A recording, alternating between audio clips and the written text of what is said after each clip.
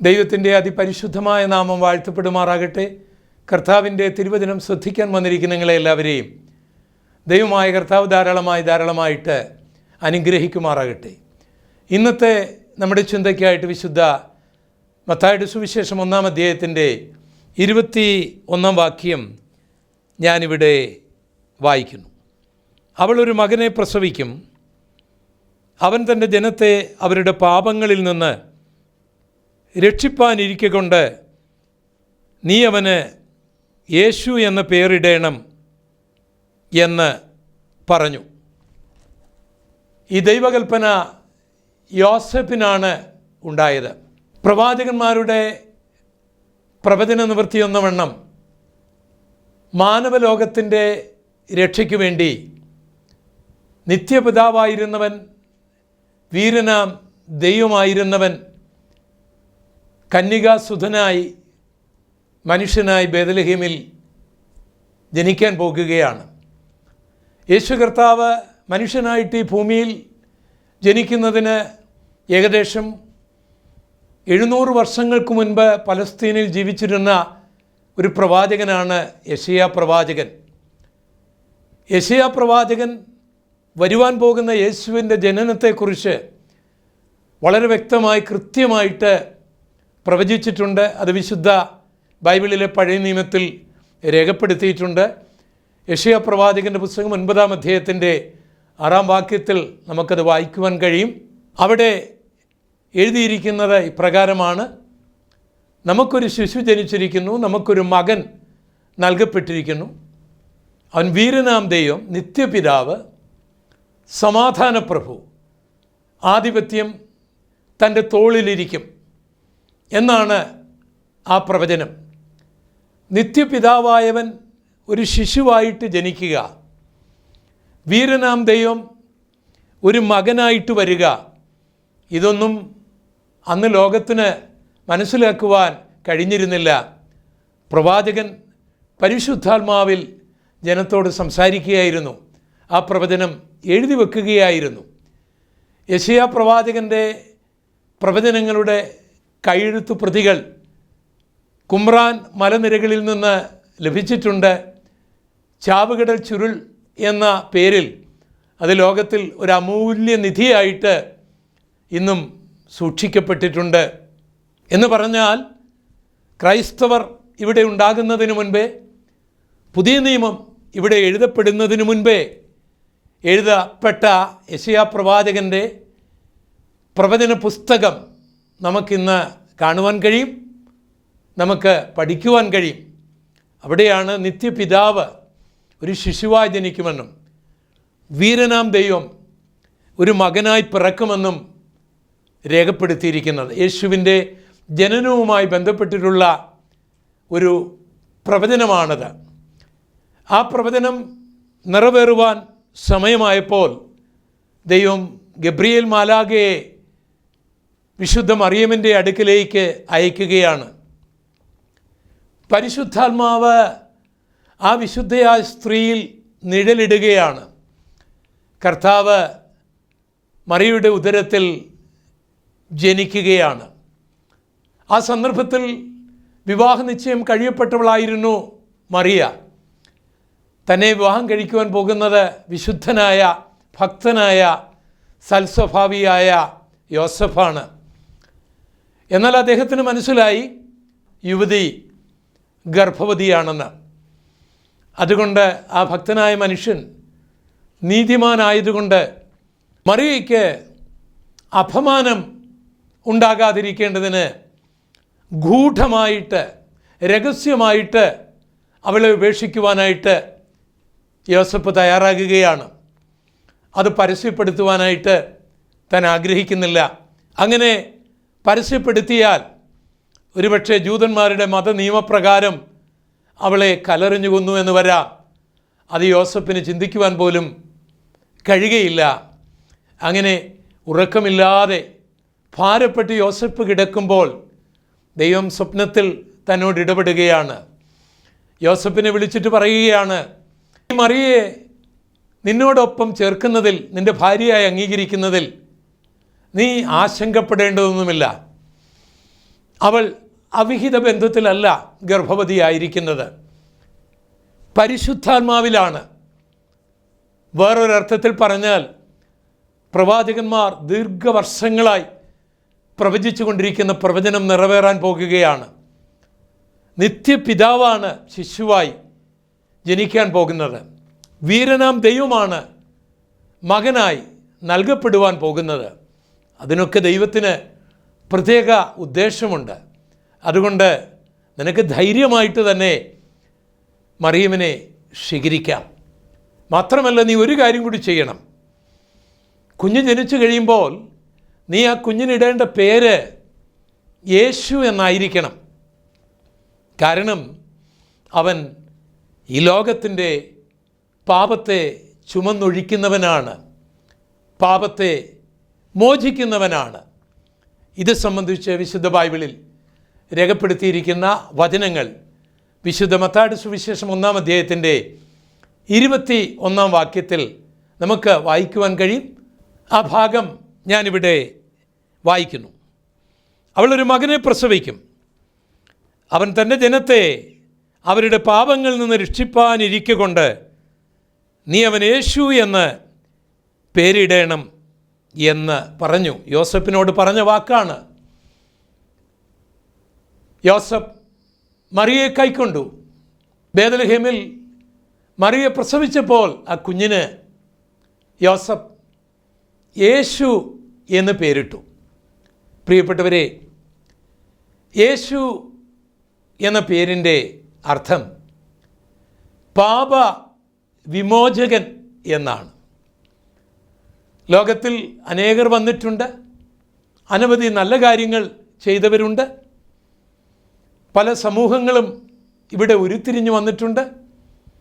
എന്നാൽ മാനവലോകത്തിൻ്റെ പാപത്തിൻ്റെ പരിഹാരത്തിനായിട്ട് ഇവിടെ അവതരിച്ച് പാപം മോചിക്കുന്ന ഒരാളുണ്ടെങ്കിൽ അത് ആകാശത്തിന് കീഴിൽ മനുഷ്യരുടെ ഇടയിൽ യേശു എന്ന നാമമല്ലാതെ മറ്റൊരു നാമമില്ല എന്നുള്ളത് സത്യമാണ്.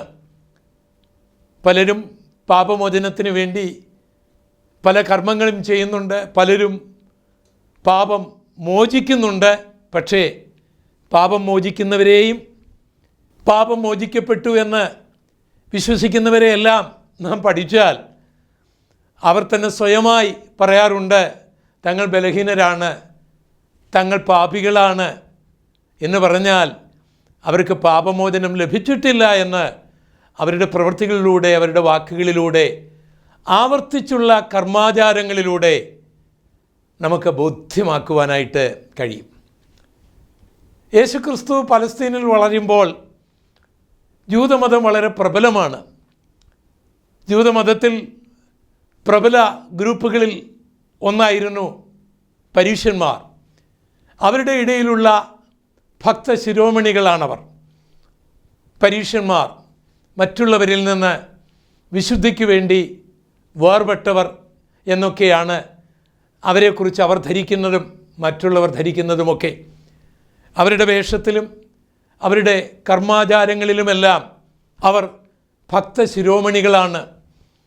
അവർ ചുങ്കക്കാരോടും മറ്റ് പാപം ചെയ്തവരോടൊന്നും സമ്പർക്കം പുലർത്തുകയില്ല, അവരോട് സംസാരിക്കുകയില്ല, അവരുടെ വീടുകളിൽ പോകുകയില്ല, അവരെ തങ്ങളുടെ അടുക്കൽ അടുപ്പിക്കുകയില്ല. അങ്ങനെയുള്ളവരെ കാണുമ്പോഴൊക്കെ അവർ അകന്നു പോകും. എന്നാൽ യേശു തന്നോടൊപ്പം പാപികളെയും ചുങ്കക്കാരെയും അങ്ങനെയുള്ളവരെയുമൊക്കെയാണ് തന്നോടൊപ്പം കൂടെ കൊണ്ടു നടന്നത്.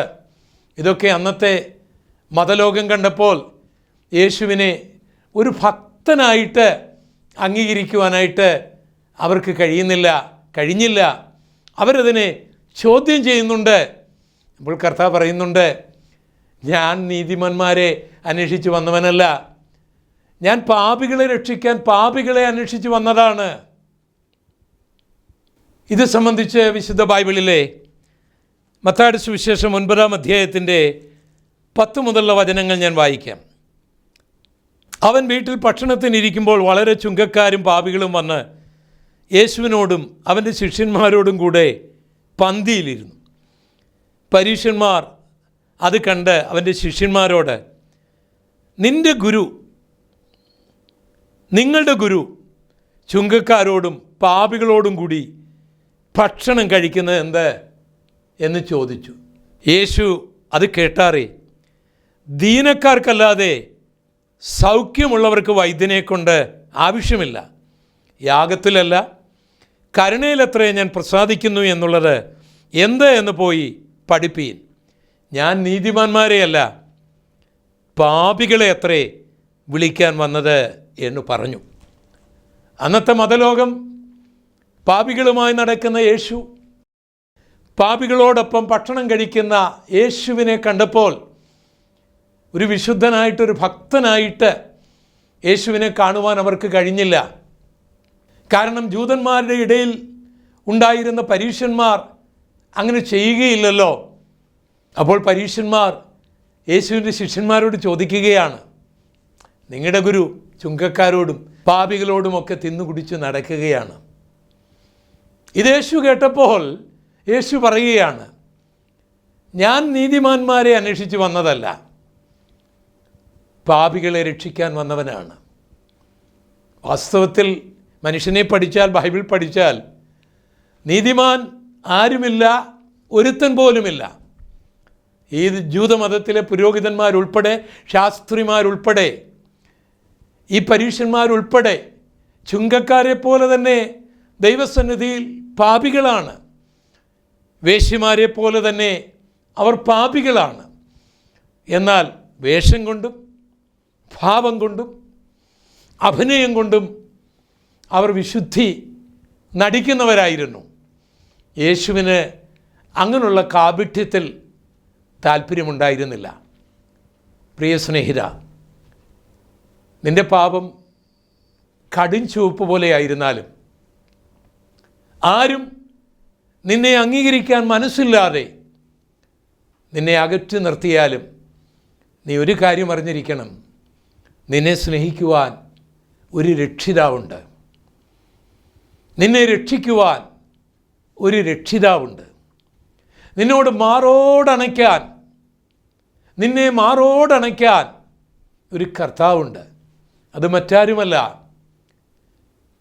പാപികളെ തേടി ഈ ലോകത്തിലേക്ക് വന്ന പാപങ്ങളുടെ വിമോചകൻ എന്ന് അർത്ഥമുള്ള പേരുള്ള നസ്രയനായ യേശുവാണ്.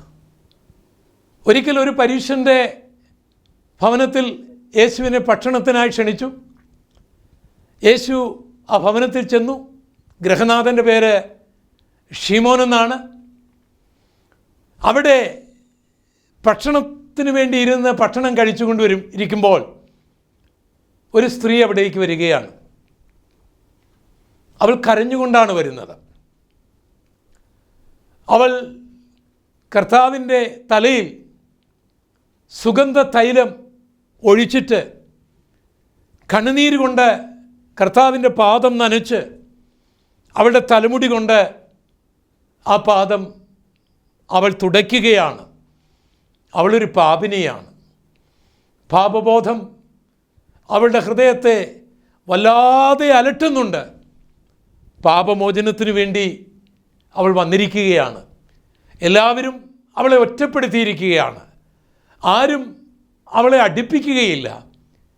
എന്നാൽ യേശു കർത്താവ് പാപികളെ രക്ഷിക്കുന്നവനെന്നും പാപികളെ രക്ഷിക്കാൻ ഈ ലോകത്തിൽ വന്നുവെന്നും മനസ്സിലാക്കിക്കൊണ്ട് ആ പാപിനിയായ സ്ത്രീ പാപത്തിൽ നിന്നൊക്കെ ഒരു മോചനം പ്രാപിച്ച് ഒരു നല്ല ജീവിതം നയിക്കേണ്ടതിന് ആഴമേറിയ പശ്ചാത്താപത്തോടെ യേശുവിൻ്റെ അടുക്കലേക്ക് വന്ന് കണ്ണുനീര് കൊണ്ട് ആ പാദം കഴുകി അവിടെ തലമുടി കൊണ്ട് തുടച്ച് ഏങ്ങി അവൾ കരയുകയാണ്.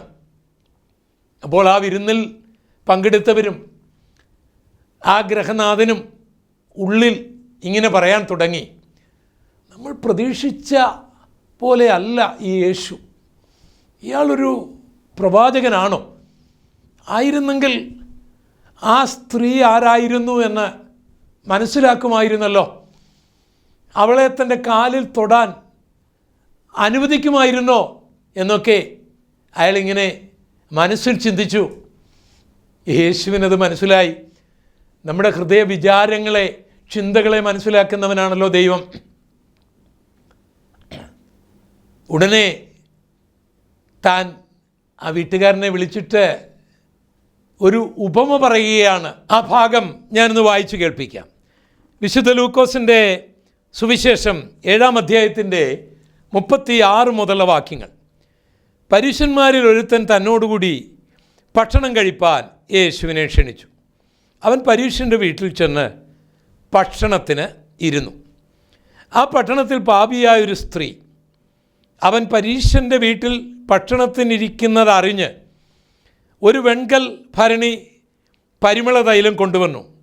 പുറകിൽ അവൻ്റെ കാൽക്കൽ കരഞ്ഞുകൊണ്ട് നിന്നു. കണ്ണുനീർ കൊണ്ട് അവൻ്റെ കാൽ നനച്ചു തുടങ്ങി. തലമുടി കൊണ്ട് തുടച്ച് കാൽ ചുംബിച്ച് തൈലം പൂശി. വാക്യം 39. അവനെ ക്ഷണിച്ച പരീശൻ അത് കണ്ടിട്ട് ഇവൻ പ്രവാചകനായിരുന്നു എങ്കിൽ തന്നെ തൊടുന്ന സ്ത്രീ ആരെന്നും എങ്ങനെയുള്ളവളെന്നും അറിയുമായിരുന്നു, അവൾ പാപിയല്ലോ എന്ന് ഉള്ളിൽ പറഞ്ഞു. വാക്യം 40. ശീമോനെ, നിന്നോടൊന്ന് പറവാനുണ്ട് എന്ന് യേശു പറഞ്ഞതിന് ഗുരു പറഞ്ഞാലും എന്നവൻ പറഞ്ഞു. കടം കൊടുക്കുന്ന ഒരുത്തന് 2 കടക്കാർ ഉണ്ടായിരുന്നു. ഒരുത്തന് 500 വെള്ളിക്കാശും മറ്റവന് 50 വെള്ളിക്കാശും കൊടുപ്പാനുണ്ടായിരുന്നു. വീട്ടുവാൻ അവർക്ക് വകയില്ലായകയാൽ അവൻ ഇരുവർക്കും ഇളച്ചു കൊടുത്തു.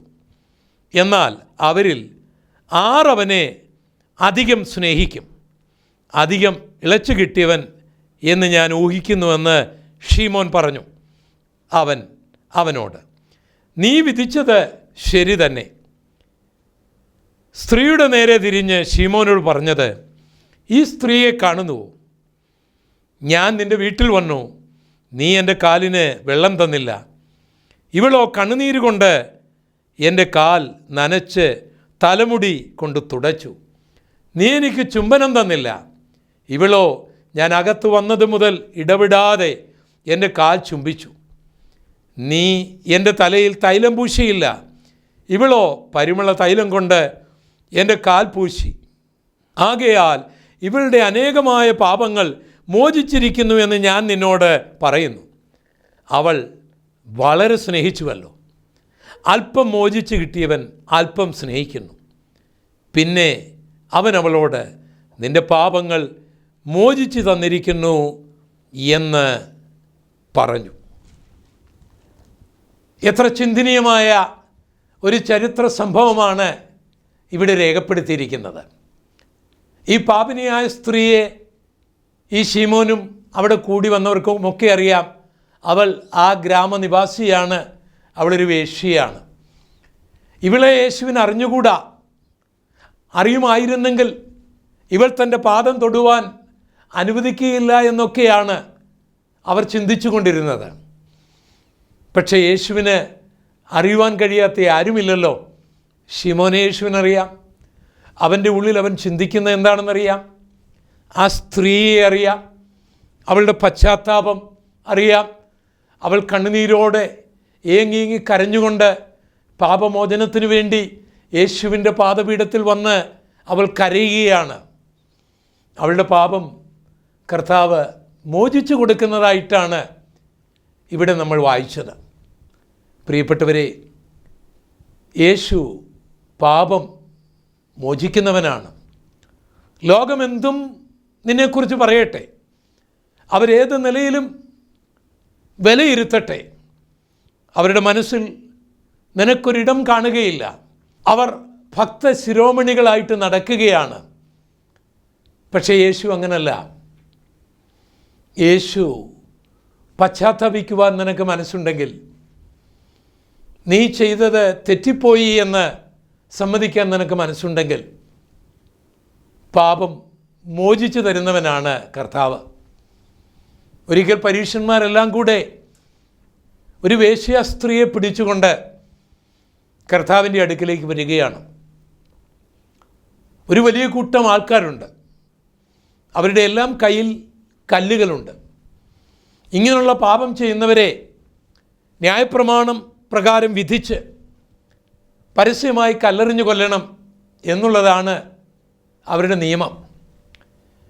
ഈ സ്ത്രീ ഭയന്ന് വിറച്ച് നൂറുകണക്കിന് പുരുഷന്മാർ അവളെ വലിച്ചിഴച്ച് യേശുവിൻ്റെ അടുക്കലേക്ക് കൊണ്ടുവരികയാണ്. യേശുവിൻ്റെ അടുക്കൽ ആ സ്ത്രീയെ കൊണ്ടുവന്നതിന് മറ്റൊരു തന്ത്രവും കൂടെ അവരുടെ ഉള്ളിലുണ്ടായിരുന്നു. യേശു ചുങ്കക്കാരുടെയും പാപികളുടെയും സ്നേഹിതനാണെന്നും അവൻ അവരോട് കരുണയുള്ളവനും ക്ഷമിക്കുന്നവനുമാണെന്നും അവർക്കറിയാം. ഈ സ്ത്രീ യേശുവിൻ്റെ അടുക്കൽ കൊണ്ടുവന്നിട്ട് നിർത്തിയിട്ട് പറഞ്ഞു, ഗുരു, ഇവൾ പാപിനിയാണ്. ഇവൾ പാപം ചെയ്യുന്നത് ഞങ്ങൾ കണ്ടു.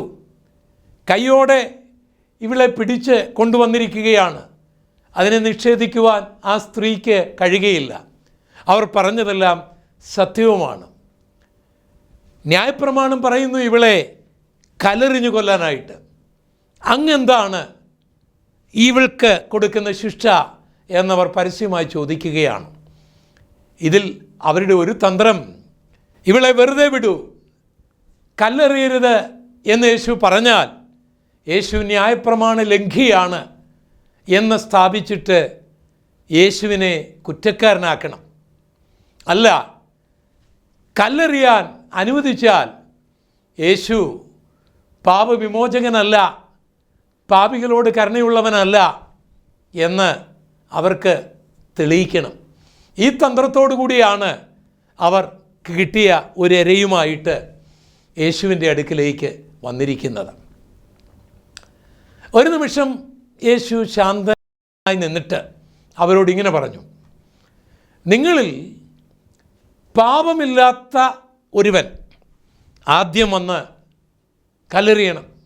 ഇത് പറഞ്ഞിട്ട് യേശു നിലത്ത് എഴുതിക്കൊണ്ടേയിരുന്നു. ഒരുപക്ഷെ അവിടെ നിൽക്കുന്ന ഓരോ വ്യക്തികളുടെയും പാപങ്ങളുടെ ചരിത്രം, അതിൻ്റെ വർഷം, മാസം, തീയതി, ടൈമൊക്കെ ആയിരിക്കാം യേശു എഴുതിക്കൊണ്ടിരുന്നത്. യേശുവിൻ്റെ ബുദ്ധിപരമായ, യുക്തിപരമായ, കരുണാർദ്രമായ ആ വാക്കിൻ്റെ മുൻപിൽ ആർക്കും പിടിച്ചു നിൽക്കുവാൻ കഴിയാതെ എല്ലാവരും കല്ല് താഴെയിട്ടിട്ട് അവിടെ നിന്ന് സ്ഥലം വിട്ടു.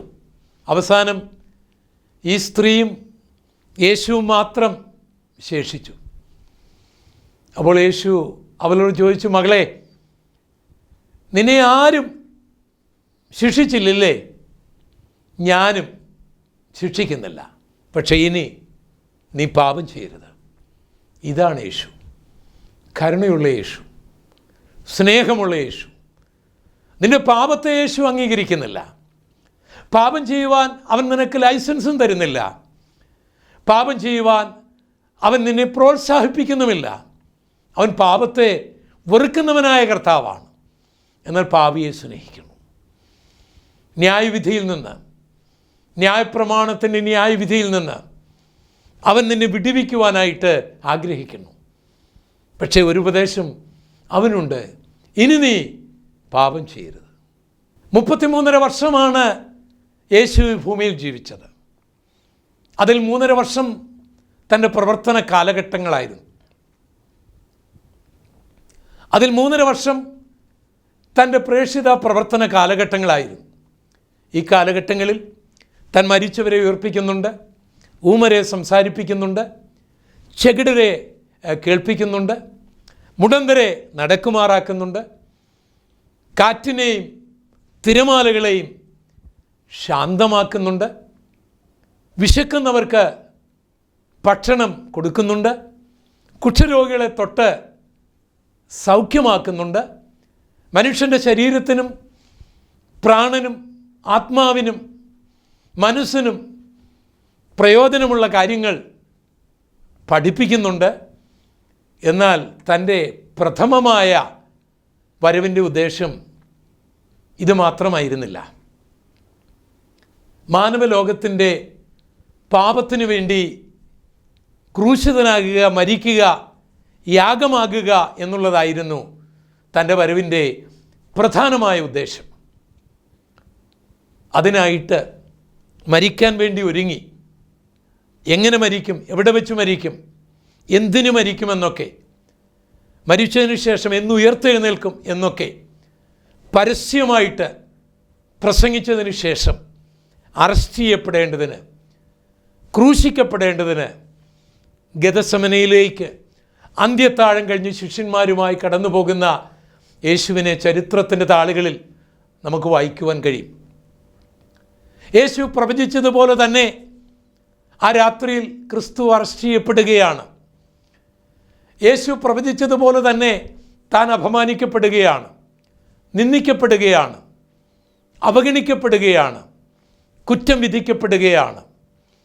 യേശു പ്രവചിച്ചതുപോലെ, പ്രവാചകന്മാർ പ്രവചിച്ചതുപോലെ താൻ ചാട്ടവാറുകളാൽ അടിയേൽക്കപ്പെടുകയാണ്.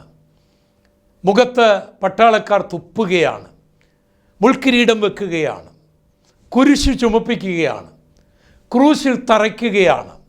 6 മണിക്കൂറുകളാണ് മാനവലോകത്തിൻ്റെ പാപത്തിനും ശാപത്തിനും വേണ്ടി, അതിൻ്റെ മോചനത്തിനു വേണ്ടി യേശു ക്രൂശിൽ കിടന്നത്.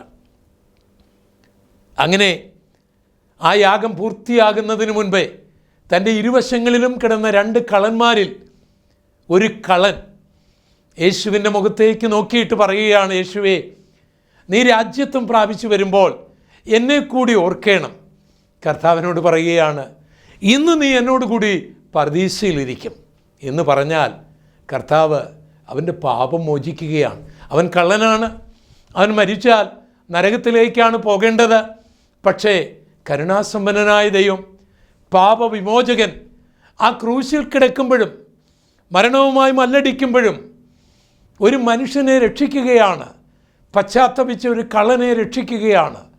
അവന് പർദീസ വാഗ്ദത്തം ചെയ്യുകയാണ്. ഞാൻ ആ വാക്യം ഒരിക്കൽ കൂടി വായിക്കട്ടെ. മത്തായിയുടെ സുവിശേഷം 1-ാം അധ്യായത്തിൻ്റെ 21-ാം വാക്യം. അവൾ ഒരു മകനെ പ്രസവിക്കും, അവൻ തൻ്റെ ജനത്തെ അവരുടെ പാപങ്ങളിൽ നിന്ന് രക്ഷിക്കാനിരിക്കൊണ്ട് നീ അവൻ യേശു എന്ന് പേരിടണം എന്ന് പറഞ്ഞു. ആ പേരിൻ്റെ അർത്ഥം പോലെ തന്നെ യേശു അനേകായിരം പാപികളുടെ പാപങ്ങൾ മോചിച്ചു, ഇപ്പോഴും മോചിച്ചു കൊണ്ടിരിക്കുന്നു, നാളെയും പാപം മോചിക്കും. നീ ഒരു പാപിയായിരിക്കേണ്ടതില്ല, ക്രൂശിതനായ യേശുവിൻ്റെ അടുക്കലേക്ക് വരിക. അവൻ നിൻ്റെ പാപവും ശാപവും മോചിച്ച് നിന്നെ അവൻ്റെ മകനായി, നിന്നെ അവൻ്റെ മകളായി അംഗീകരിക്കും. പിന്നെ ന്യായവിധിയുടെ ഒരു കല്ലും നിന്നെ മേൽ വീഴുവാൻ അവൻ അനുവദിക്കുകയില്ല. ആകയാൽ വരൂ, യേശുവിൻ്റെ അടുക്കിലേക്ക് വരൂ, പാപമോചനം പ്രാപിക്കൂ. നമുക്ക് പ്രാർത്ഥിക്കാം. ഞങ്ങളുടെ കർത്താവായ ദൈവമേ, പാപ വിമോചകനെ, പാപികളെ സ്നേഹിക്കുന്നവനെ, പാപത്തെ വെറുക്കുന്നവനെ, എൻ്റെ ഈ വാത്സല്യ സഹോദരനെ, എൻ്റെ ഈ വാത്സല്യ സഹോദരിയെ രക്ഷിക്കണമേ, കരുണ കാണിക്കണമേ, ദയ തോന്നണമേ. ന്യായവിധിയുടെ കല്ലുകൾ ഒന്നിനു പുറകെ ഒന്നായി വന്ന് വീഴുന്നതിനു മുൻപേ ഇവരെ രക്ഷിക്കണമേ. യേശുവിൻ നാമത്തിൽ അപേക്ഷിക്കുന്നു, കൃപ തോന്നി കേൾക്കുമാറാകണമേ. ആമേൻ.